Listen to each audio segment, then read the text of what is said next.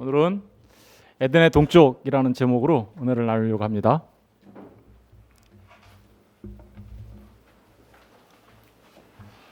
이분이 누구일까요?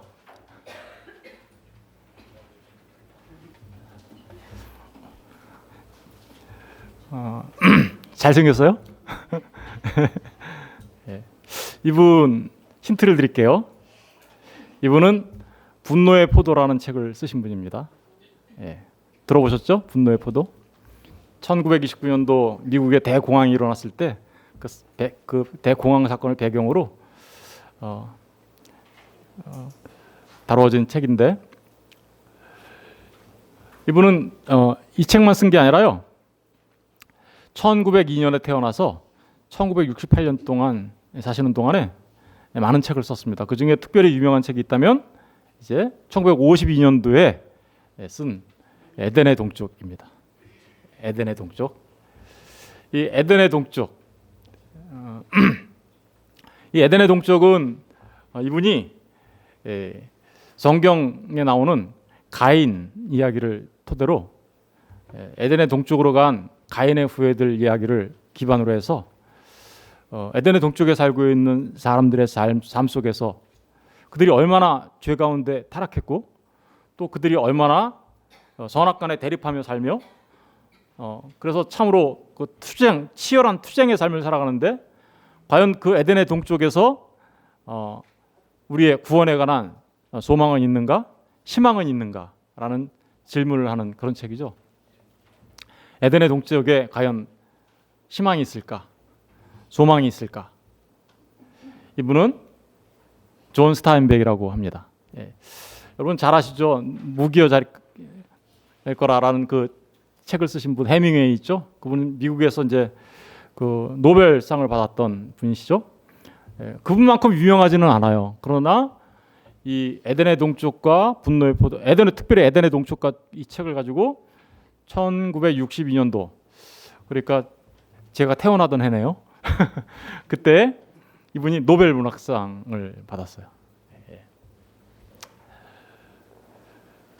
여러분, 오늘 왜 이분을 제가 소개했냐면, 오늘 설교 제목이 뭐예요? 에덴의 동쪽이거든요. 그래서 오늘은 에덴에 대해서 생각해 보는 걸로 하겠습니다. 여러분, 에덴 그러면 여러분들 생각이 에덴의 그 기사, 이 창세기 2장 8절을 보고선 이렇게 생각하실 것 같아요. 하나님께서 이렇게 동산을 만드시고, 그죠? 이렇게 동산을 만드신 다음에 거기에 각종 나무들을 이렇게 있게 하시고, 그죠? 나무들을 있게 하시고, 동산 중앙에는 어떻게요?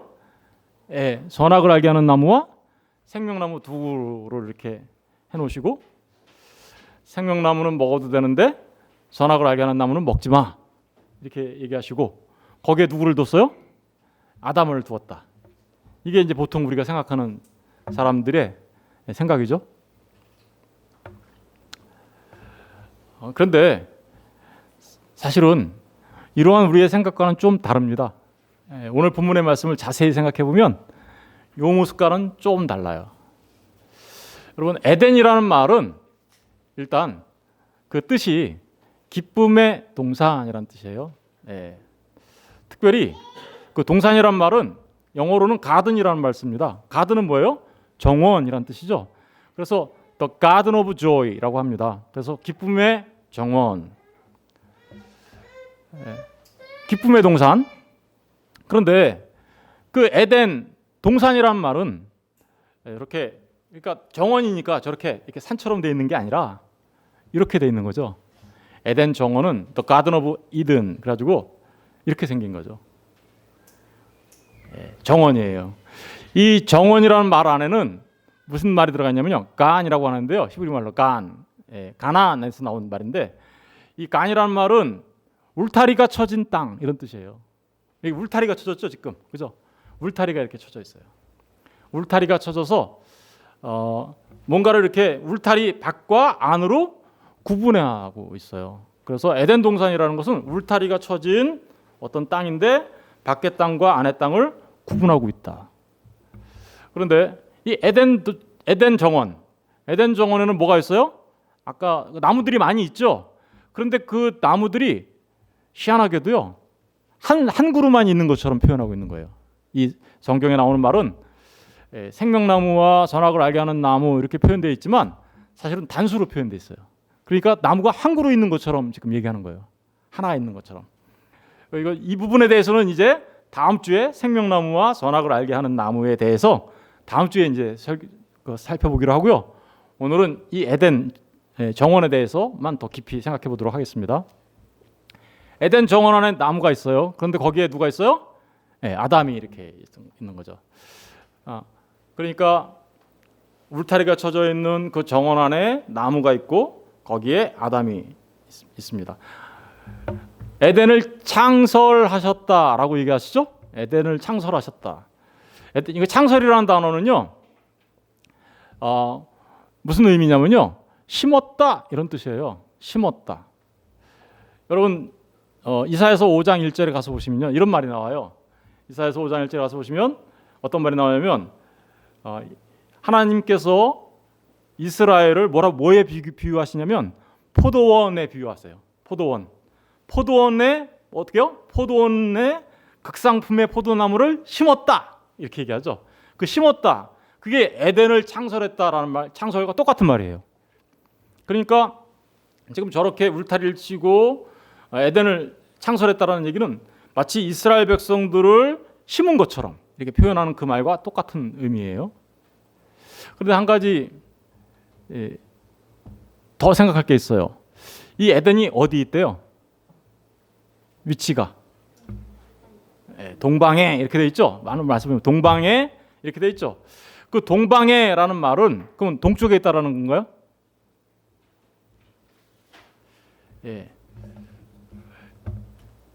그 에덴 동산이 동쪽에 있다는 말이 아니라 정반대로 돼 있는 거예요. 그거 무슨 얘기냐면요, 서쪽에 있다라는 말이에요. 그게 무슨 메케템이라고 하는데요, 히브리 말로 메라는 것은 몸으로부터예요. 몸으로부터 떨어져 있는 이런 뜻이에요. 그러니까 동쪽으로부터 떨어져 있는 에덴 이런 뜻이에요. 동쪽에서 떨어져 있으면 어디에 있어요? 서쪽에 있죠. 그래서 우리 아까 찬양 불렀죠. 해지는 저쪽 저 하늘에는, 그죠? 해지는 저편. 해지는 저편이 어디예요? 서쪽이죠. 거기 해지는 저편 하나님 나라 주께서 우리 인도하네 이렇게 나가거든요. 해지는 저편에 뭐가 있어요? 하나님 나라가 있듯이 에덴도 동쪽에서 떨어져 서쪽에 에덴이 있었던 거예요. 이해되셨죠? 그러니까 동방의 에덴 동산을 창설했다는 얘기는 동쪽에 창설했다는 얘기가 아니라 동쪽과 반대되는 서쪽에 창설하셨다라는 의미가 되는 겁니다. 그런데 거기에 누구를 뒀대요? 아담을 두셨다 이렇게 얘기하죠. 이 두셨다라는 말도 이렇게 거기에 아담이 야 아담 넌 여기서 살아 하고 이렇게 던져놨다라는 얘기가 물론 그런 의미가 있지만 더 중요한 의미는 아담을 임명했다 이런 뜻이에요. 뭔가를 임명했어요. 아담한테 임명한다라는 건 뭐예요? 예를 들면 대통령이 장관을 임명했다 그런 거 하잖아. 그 할 때 그 임명이에요. 그러니까 하나님께서 아담을 에덴에 때 두었다는 얘기는 아담을 뭔가로 임명했어요. 또 한 가지 생각해 볼 거는요, 참 희한한 게 하나님이 에덴을 왜 울타리를 쳤을까요? 이렇게 생각해 보세요. 아담을 공격할 사람이 있었나요? 적군이 있었나요? 아니면 어떤 위험한 요소가 있었나요? 에덴에? 전혀 없었겠죠. 적군도 없었겠죠. 그런데 왜 울타리를 쳤을까요? 이해할 수 없죠? 이 모든 말들에는 여러분 우리가 늘 생각해야 되는 건 뭐냐면, 우리가 지금까지 창세기 1장부터 2장 8절까지 공부해 오면서 우리가 알게 된 게 뭐예요? 창조 기사는 그냥 하나님께서 우주 만물을 만들었구나.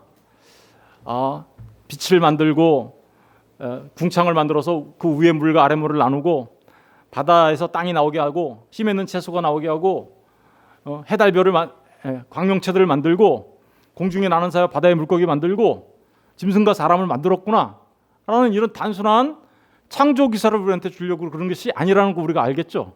그 안에는 뭐가 담겨 있었어요? 저와 여러분을 어떻게 하나님께서 구원하셔서 이 창조를 통하여 그 완성된 새하늘과 새 땅으로 우리를 어떻게 이끌어 가실 것인지에 관한 내용들이 거기 다 들어 있었잖아요. 그죠? 마찬가지예요.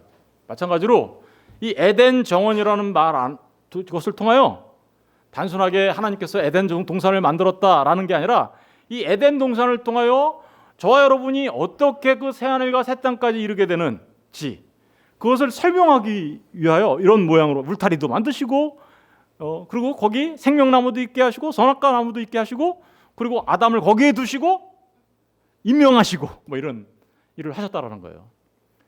뭔가를 우리한테 알려주시려고 하는 거죠. 여러분 이 에덴 동산의 에덴 정원과 같은 모양을 하고 있는 게 있어요. 그게 뭘까요? 성막이죠. 성막은 에덴과 똑같이 생겼어요.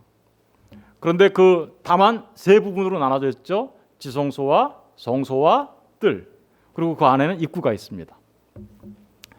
여러분 이 성막 안에 생명나무하고 나무가 한 그루 있어요. 생명나무와 선악과 나무가 한 그루가 있어요. 왜 생명나무하고 선악과 두 그루 아니에요?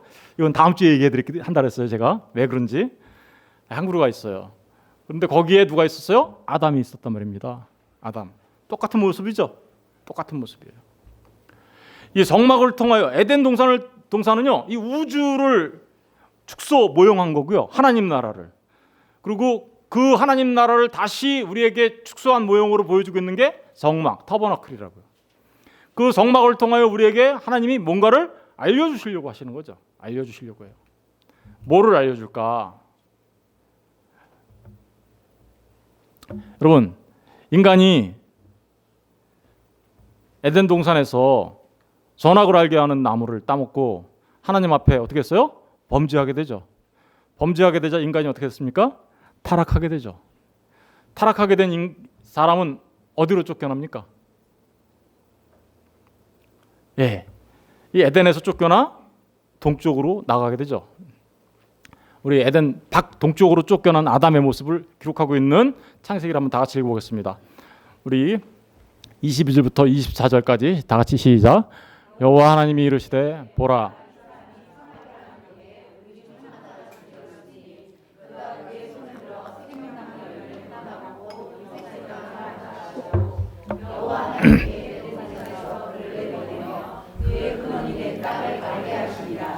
이같이 하나님이 그 사람을 쫓아내시고 에덴 동산 동쪽에 그룹들과 두루 도는 불칼을 두어 생명나무의 길을 지키게. 에덴 안에 있었던 아담이 하나님 앞에 범죄하자 하나님은 아담을 에덴에서 쫓아내십니다. 그죠? 어디로 쫓아냈어요? 에덴 동산에서 그를 내보내 그 근원이 된 땅을 가게 했죠. 원래 아담은 무슨 뜻이라 그랬어요? 아담이 어디서 나온 거라 그랬어요? 아담아. 그죠? 흙에서 나왔다 그랬죠? 아담아.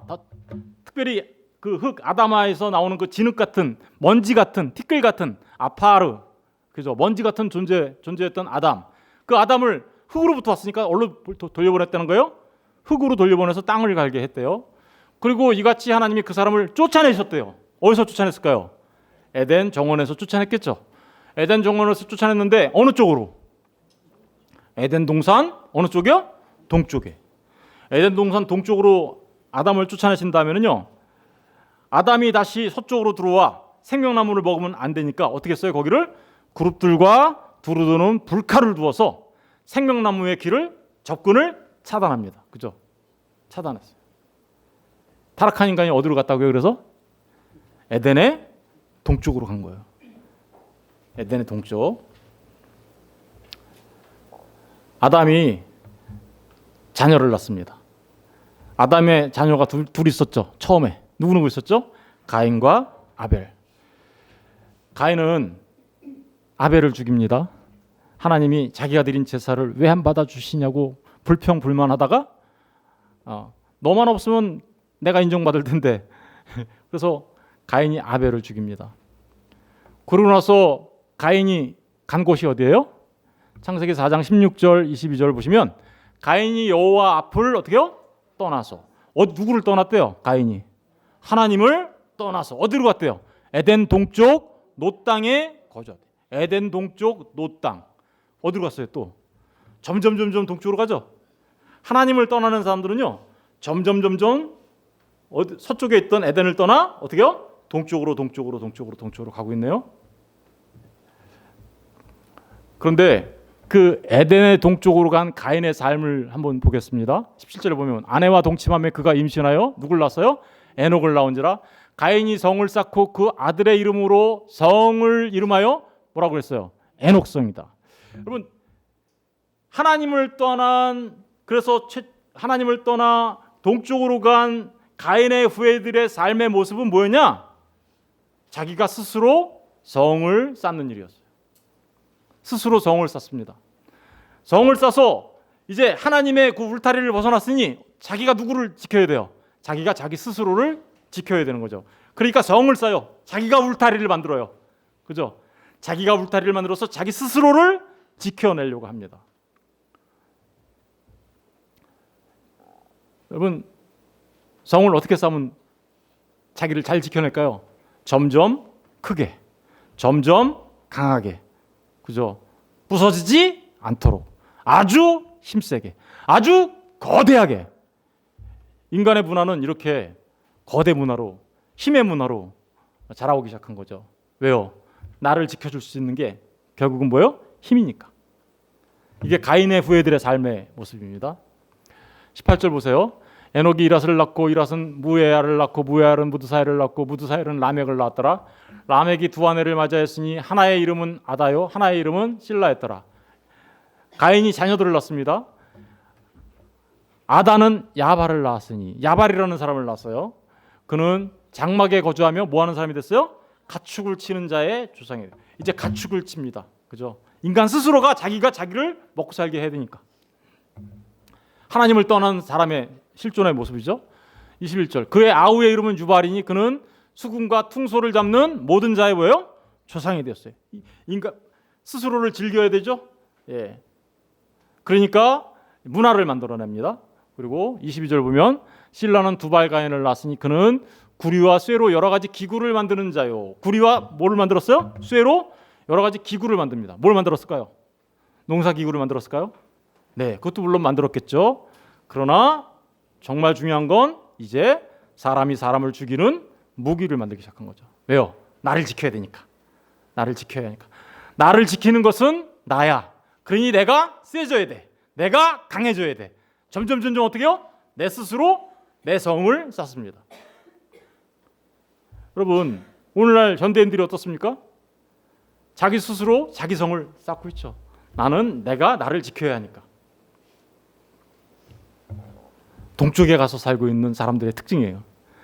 에덴을 떠나 동쪽으로 가는 사람들의 삶의 특징은 자신들이 점점 강해져야 된다고 믿고 있고, 자신들이 점점 많은 것을 가져야 된다고 믿고 있고, 자신들이 자신을 지키지 않으면 그 누구도 나를 지켜줄 수 없다라고 믿어서 그들은 자이언트 컬처, 거대 문화를 만들어내고 힘의 원리가 지배하는 약육 강식의 시대를 살아가게 되는 거죠.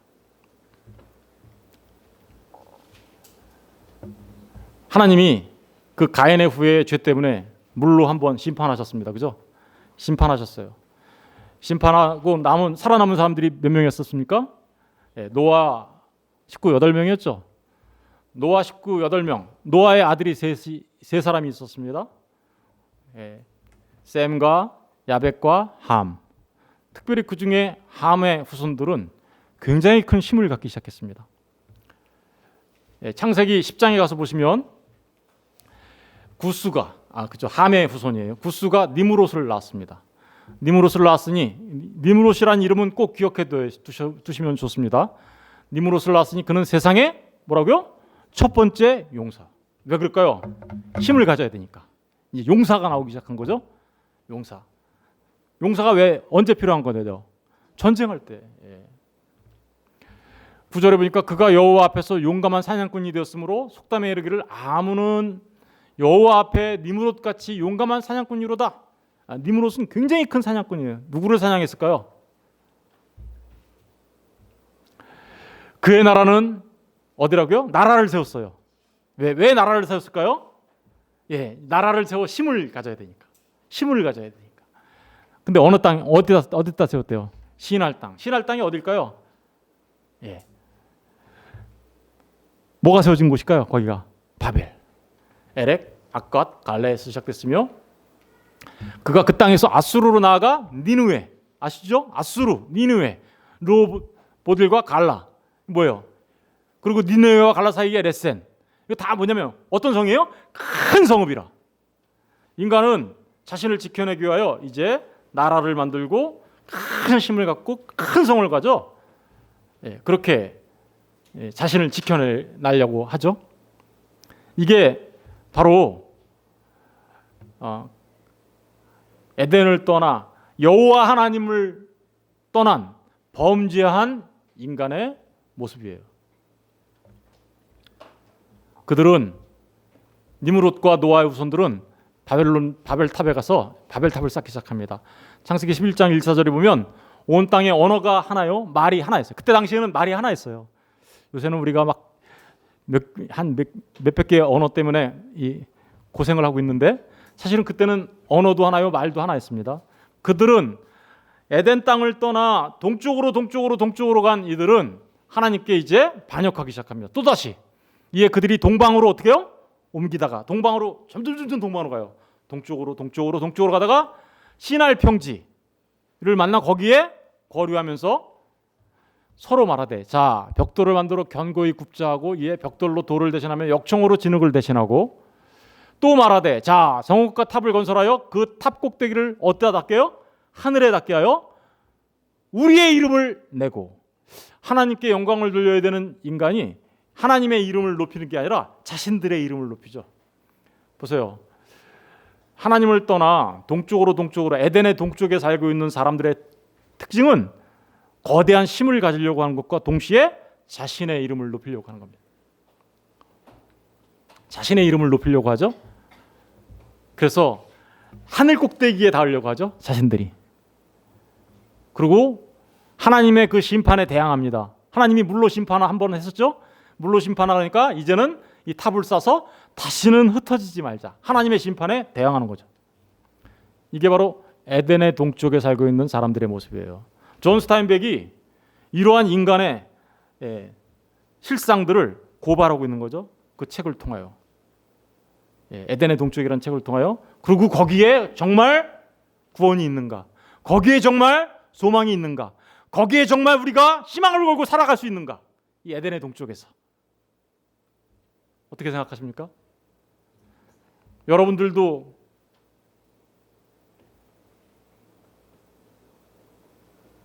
이 가인의 후예처럼 살아가지 않습니까? 우리는 그 에덴의 동쪽에서 어떠한 소망도 어떠한 희망도 찾을 수 없습니다.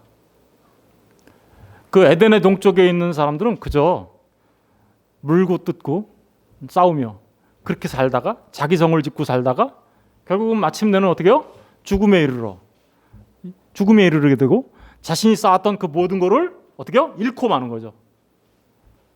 잃고 마는 겁니다. 이게 바로 에덴의 동쪽에 살고 있는 사람들의 실존입니다. 이런 상태에 빠져 있는 사람들에게는 희망, 아니 소망 없습니다. 그런데 우리로 다시 그 에덴으로 갈 수 있도록 길을 여신 분이 있네요. 그 에덴으로 다시 가는 게 아니에요. 그 에덴이 뭔가를 예표하고 있었어요. 에덴으로 다시 돌아가겠다라는 게 아니라 이 에덴이 예표하고 있는 그 새하늘과 새 땅으로 우리를 진짜 이끌어 가실, 그래서 우리를 온전하게 회복하실 진짜 희망과 진짜 소망이 생겼습니다. 진짜 소망. 그분은 양의 문이 되어주신 예수입니다.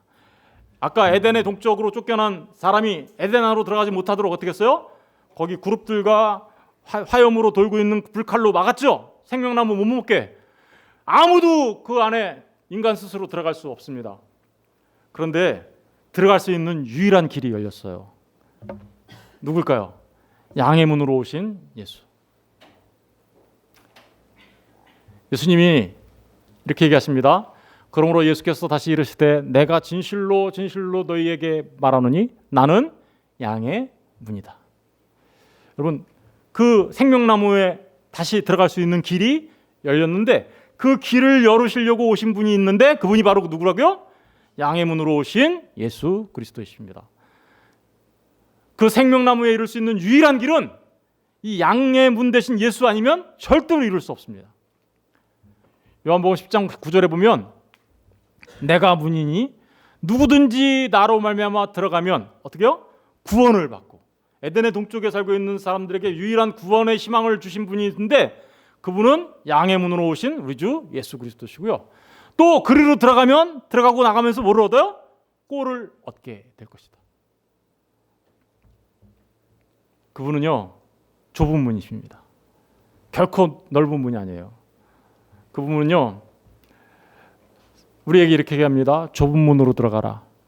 멸망으로 인도하는 문은 크고 그 길이 넓어 그리로 들어가는 자가 많고. 멸망으로 인도하는 성은요 큰 성이에요. 자이언트예요. 거대해요. 사람들은 점점 거대한 걸 좋아할 겁니다. 근데 큽니다.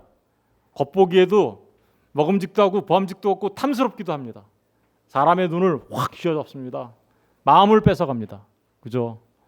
그런데 그곳은 멸망으로 가는 길이라고 얘기합니다. 생명으로 인도하는 문은 좁고 길이 협착하여 찾는 자가 적습니다. 그분은 우리 주 예수 그리스도입니다. 예수님을 통해서만이 우리가 그 영생의 문, 생명의 길로 들어갈 수 있는 거죠. 여러분, 이러한 자들은 그 동방, 에덴의 동쪽에서 다시 이제 옮겨집니다. 어떻게 옮겨질까요? 그 양의 문, 좁은 문을 통하여 옮겨집니다. 골로새서 1장 13절 14절 보니까 그가 우리를 흑암의 권세에서, 이 에덴의 동쪽의 삶은 흑암의 삶이라는 거예요. 흑암의 권세에 사로잡혀 있다라는 거예요. 거기서 우리를 건져내서 그의 사랑의 아들의 나라, 다시 말하면 그 하나님 나라, 울타리가 쳐진 그 하나님 나라 안으로 우리를 다시 들인다는 거예요. 그죠? 울타리가 쳐진 하나님 나라 안으로. 그 울타리가 우리를 지켜준다니까요. 하나님 나라 안으로 들어가는 그 울타리가 우리를 지켜줘요. 옮겼는데 그 아들 안에서 우리가 뭐를 얻었다고요? 속량, 곧 죄사함을 얻는. 예수 그리스도를 통하여 죄사함을 얻은 자들이 그 흑암의 권세, 에덴의 동쪽에 살고 있는 그 참혹한 실상으로부터 옮겨져서 하나님의 나라로 옮겨진다라고 말하는 것이죠. 여러분은 예수 그리스도를 통하여서 죄사함 받은 하나님의 백성 맞습니까? 그렇다면 우리는 이미 옮겨진 거예요. 우리가 에덴의 동쪽에 살고 있는 것처럼 보여지지만 우리는 실제적으로 어떻게 해요? 옮겨졌다니까요. 에베소서 2장 2절과 6절을 보면 그때 너희는 그 가운데서 행하여 이 세상 풍조를 따르고. 그 가운데가 어디예요? 에덴의 동쪽 가운데서. 그죠? 오늘 말씀으로 빌려 표현한다면 에덴의 동쪽 안에서 그 에덴의 동쪽에서 살고 있는 사람들과 똑같이 행하여 이 세상 풍조를 따르고 공중의 권세 잡은 자 누구죠? 사단이죠. 사단에 사로잡혀서 따랐으나 곧 지금의 불순종 아들들 가운데서 역사하는 영, 사단의 영을 따라서 살았던 우리예요. 그런데 전에는 우리도 그 에덴의 동쪽에 살았어요. 그런데 우리가 그 양의 문 되신 분, 좁은 문으로 들어가자 우리가 전에는 우리도 거기서 살았지만 이제는 어떻게 해요?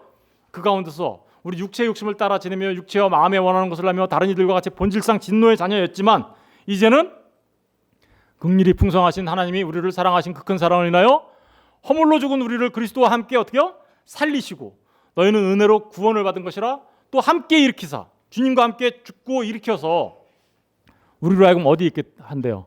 그리스도 예수 안에서 함께 어디에 있대 지금? 믿으십니까? 여러분들 여기 새소망교회 땅에 앉아 있잖아요. 그런데 왜 우리는 하늘에 앉아 있다고 얘기할까요? 우리의 존재는, 우리의 실존은 이 에덴의 동쪽에 살고 있는 모습이지만 우리의 존재, 우리의 신분은 어디 있다라는 거예요? 하늘에 있다라는 거예요. 예수님과 함께 앉아 있다라는 거예요. 그렇다면 우리의 삶이 어때야 될까요? 에덴의 동쪽의 그 거대 문화를 추구하며 내가 나를 지키겠다며 힘의 논리로 지배하고 있는 그 세상 속에서 힘의 원리로 살아가는 그런 삶을 우리가 추구해야 될까요? 아니면 이제 사랑의 아들의 나라로 옮겨진 사람으로서 사랑의 아들의 나라의 통치의 원리로 살아가야 될까요? 이게 바로 신자의 삶의 모습이 바뀐 거예요. 어떤 삶을 살아갈 것인지. 성도의 삶은 이렇게 바뀌는 거예요. 에덴의 동쪽에 우리가, 아담 같은 우리가 에덴의 동쪽에 있었어요. 그죠? 그런데 양의 문을 통해서 어떻게 해요? 에덴의 동쪽에 있었던 이 아담 같은 우리, 가인 같은 우리, 니므롯 같은 우리, 바벨탑을 쌓았던 우리, 이제는 더 이상 그것이 우리의 힘이라고 여기지 않습니다. 그들은 오직 양의 문을 통하여 성막 안으로 들어가는 거죠. 에덴 안으로 다시 들어간 거죠. 그 에덴으로 다시 돌아가겠다는 얘기하는 거 아니에요. 이건 지금 하나님 나라를 얘기하는 겁니다. 그 에덴으로 다시 하게 되면 잘못 아는 거예요. 그는 하나님 나라를 얘기하는 거예요. 그런데 그 원리를 지금 설명하는 거죠. 저게 하나님 나라 안으로 들어갔어요. 하나님 나라 안에 들어가면 그는 번제단, 십자가를 통과합니다. 예수님께서 유월절 어린 양으로 십자가에 달려 죽으셨죠. 예수님의 그 십자가의 원리를 통해서 그 예수님의 피로 죄 씻음을 받은 자들이에요. 그리고 예수님과 함께 죽고, 그죠? 물두멍에서 어떻게 해요? 물에 빠져 죽고 다시 나오는 예수님과 함께 연합된 자로서 살아가게 되죠. 그러고 나서 성소로 들어갑니다. 성소에 들어가면 성소 안에는 뭐가 있어요? 떡상이 있고 등대가 있고 분향단이 있어요. 예수 믿는 하나님의 사람들은요, 이제 사람이 떡으로만 살 것이 아니요 하나님의 말씀으로 삽니다. 떡상이 바로 그거거든요. 진설병, 하나님의 말씀. 전에는요, 세상의 떡만 먹으면 살아가는 줄 알았어요. 에덴의 동쪽에서는요, 그 떡 주세요. 오병이어 기적에서 이렇게 난 그 떡 주세요. 그랬는데 이제는 양의 문을 통과해 들어간 사람들은 생명의 떡이신 예수님의 살과 피 주세요. 말씀 주세요. 내가 말씀으로 살아가겠습니다. 하나님 말씀에 순종하며 살아가겠습니다. 라고 말하는 것이죠. 그게 성도의 삶의 모습이에요. 에덴의 동쪽에서 옮겨진 자들의, 사랑의 아들의 나라로 옮겨진 자들의 삶의 모습이에요. 보세요. 양의 문을 통과한 거 자체로서 끝나는 거 아니죠? 양의 문을 통과한 그 자체는 신앙생활의 출발점에 불과한 겁니다. 지금 우리 모두는 신앙생활을 출발한 우리 모두는 하나님의 말씀으로 살아가야 하는 것이죠. 그리고 등대, 촛대, 금촛대 같이 세상에 뭐요? 빛과 소금으로서 살아가야 되는 것이죠. 세상의 빛으로서 삶을 살아가지 않아요. 그 사람은 성소 안에 안 들어온 거예요. 그 사람은 아직도 에덴의 동쪽에 있을지도 몰라요. 정말 에덴의 동쪽에 있는 사람이라면 그는 하나님 앞에 나와 빛으로서, 소금으로서 하나님 앞에 하나님의 영광을 위해서 살아갑니다. 그죠? 하나님의 영광을 위해서. 그리고 에덴의 동쪽에, 우리 실존이 아직도 에덴의 동쪽에 있잖아요. 우리의 신분은 이미 바뀌었지만, 그래서 우리에게는 전쟁이 일어납니다. 날마다 전투하는 삶을 살아가요. 전투하는 교회거든요. 이 교회가 지상에 있는 교회. 하나님 나라에 있는 교회는 승리한 교회이지만 이 지상에 있는 교회의 모습은 전투하는 교회예요. 전투하는 삶을 살아요. 죄와 싸워요. 악과 싸워요. 그래서 날마다 싸우면서 전투하면서 살아가야 되는데 그 전투는 우리 힘으로 이길 수가 없어요. 그래서 우리는 날마다 하나님 앞에 기도하며 살아갑니다. 분향단 앞에서. 분향단은 전쟁을 의미하는 거예요. 하나님의 힘을 의지해서 모세가 손을 들어 기도할 때 아말렉과 전투한 이스라엘이 승리했던 것처럼, 그죠? 그렇게 살아가는 것이죠. 여러분의 삶 속에 말씀을 먹으며 기도하며 세상에서의 빛과 소금으로서의 삶이 없다면 여러분들은 성소에 들어온 거 아니에요. 그죠? 점검하셔야 되는 거죠. 그들은 이제 눈만 감으면 이 성소 안에서 지성소로 들어갑니다. 하나님을 만나고 문득문득 하나님을 경험하며 그 천국의 맛을 보며 살아갑니다. 아직까지 이 에덴의 동쪽에 실존해서 살아가기 때문에 우리가 완전한 천국을 누릴 수는 없어요. 그러나 이미 신분이 옮겨진 자로서, 존재가 옮겨진 자로서 하나님 나라를 문득문득 맛보고 살다가 마침내 주님 다시 오시는 그때는 어떻게 할까요? 아니, 우리가 주님을 만나는 그날에는 그 하나님 나라를 완전히 누리며 살아가게 될 것입니다. 이게 바로 우리 신앙생활의 모습이에요. 여러분들이 예수를 믿는다고 했으면 에덴의 동쪽에 살고 있는 자로서 에덴의 동쪽의 가치로 살아가는 게 아니라는 거예요. 에덴의 동쪽의 가치는 자신들을 지켜주는 게 돈이라고 생각합니다. 그게 애녹성이에요. 자신을 지켜주는 게 힘이라고 생각합니다. 지식이라고 생각합니다. 명예라고 생각합니다. 권력이라고 생각합니다. 그게 나를 지켜줄 거라고 생각합니다. 그러나 하나님 나라에 들어간 자들은 하나님만이 나를 지켜주는 울타리가 되어주십니다 라고 고백하는 자들이에요. 하나님만이 나의 힘입니다. 나의 방패이십니다. 나의 능력이십니다 라고 말하면서 그 안에서 하나님의 사랑의 통치를 받으며 사랑의 원리로 섬기며 살아가는 자들이에요. 빛과 소금으로.